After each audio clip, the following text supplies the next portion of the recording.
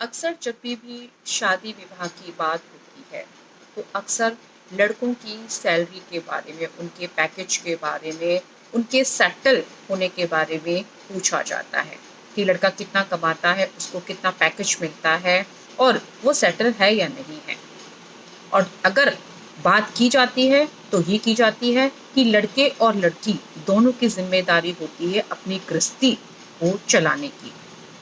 जब दोनों की जिम्मेदारी होती है गृहस्थी चलाने की, तो लड़के की ही कमाई के बारे में क्यों पूछा जाता है,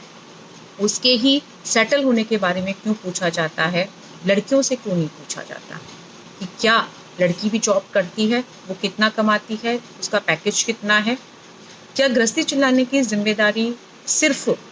आदमियों के ऊपर ही होती है, लड़कों के ऊपर ही होती है, या फिर यूं कहा जाए कि गृहस्थी के जो खर्च होते हैं उनका जितना भी जो गृहस्थी में लगता है वो सारा का सारे दावेदार लड़कों या आदमियों के माथे ही होता है। और दूसरी तरफ हम औरतों के आदमियों के बराबरी की बात करते हैं,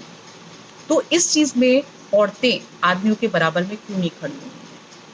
गृहस्थी चलाने में या किसी भी खर्च को लेकर सिर्फ आदमी ही क्यों जिम्मेदार होता है, उसमें औरतें अपनी भागीदारी क्यों नहीं निभाती हैं? आज भी अगर देखा जाए तो जहां आदमी मुखिया होते हैं जिस घर के, उन्हीं के ऊपर सारा दावेदार होता है गृहस्थी के खर्च का। औरतें अगर जॉब कर भी रही हैं तो ठीक है, वो कंट्रीब्यूट कर दे तो ठीक, वरना उनके ऊपर ऐसी कोई दावेदारी नहीं होती है कि आपको भी कमाना ही है, आपको भी गृहस्थी के खर्च में बराबर का हिस्सा देना ही देना है। ये सिर्फ पुरुषों के लिए ही क्यों बनाया गया है,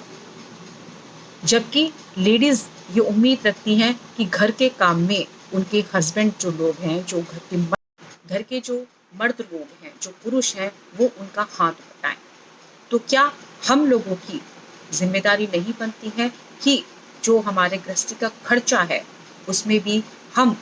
अपना योगदान दें, कोशिश करें उनका हाथ बटाने में। और अगर नहीं तो इस बात को नहीं जांचा जाना चाहिए या नहीं कहा जाना चाहिए कि गृहस्थी को चलाने की या परिवार को चलाने की जिम्मेदारी अकेली सिर्फ पुरुष की ही हो।